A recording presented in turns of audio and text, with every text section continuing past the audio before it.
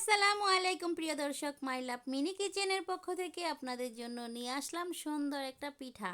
তো এই পিঠাটা দেখতে যেমন সুন্দর, খেতেও কিন্তু ভীষণ মজাদার। তবে আজকে আমি পিঠা বানানোর রেসিপি দেখাবো না, শুধুই দেখাবো পিঠা। আর এর সাথে আমি অনেকগুলো দরকারি কথা বলবো। এই কথাগুলো যারা যারা শুনবেন প্রত্যেকেরই আমার মনে হয় অনেক ভালো হবে। আর সবার ভালো চাই আমি, এবং আমার ভালো যাতে হয় সেজন্যই কথাগুলো বলছি। কথাগুলো প্লিজ মনোযোগ দিয়ে শুনবেন, শুনলে সবারই ভালো হবে।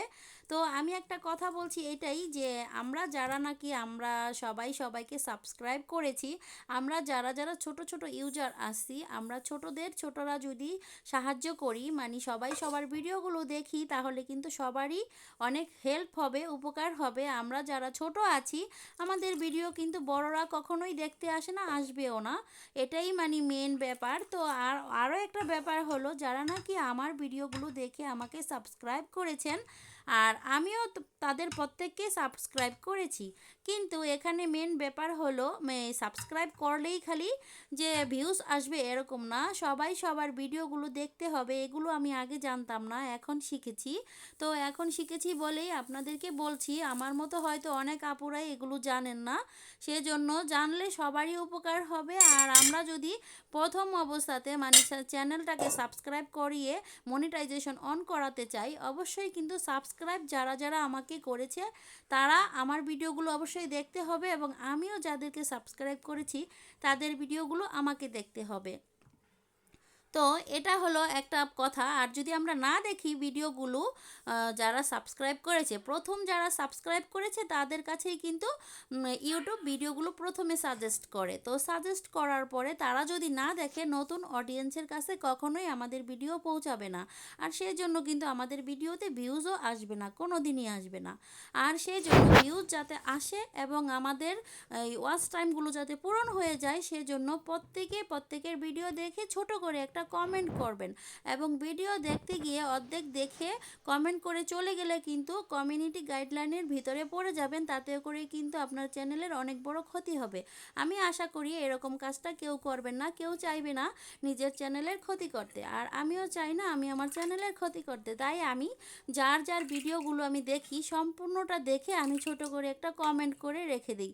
আর বিশেষ করে যারা নাকি গৃহিণী আছেন, এত টাইম নেই ভিডিও দেখার, তো ভিডিও না দেখলে কোনো সমস্যা নেই, শুধু আপনারা ছেড়ে রেখে দিবেন।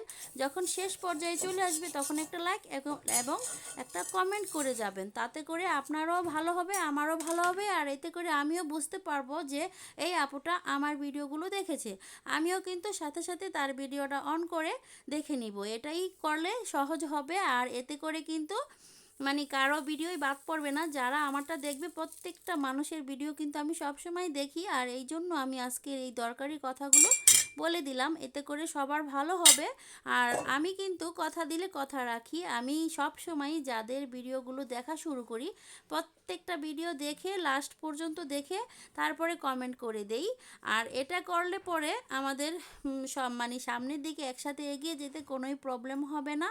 আর বিশেষ করে আমরা যারা ছোট ইউজার আছি, আমাদের অবশ্যই কিন্তু একে অপরকে সাহায্য করতে হবে, নয়তো বা কখনোই ওয়াচ টাইম পূরণ হবে না, আর কখনোই আমরা মনিটাইজেশন অন করতেও পারবো না। তো এগুলো করার জন্য অনেক দরকার সবাই সবাইকে সাহায্য করা।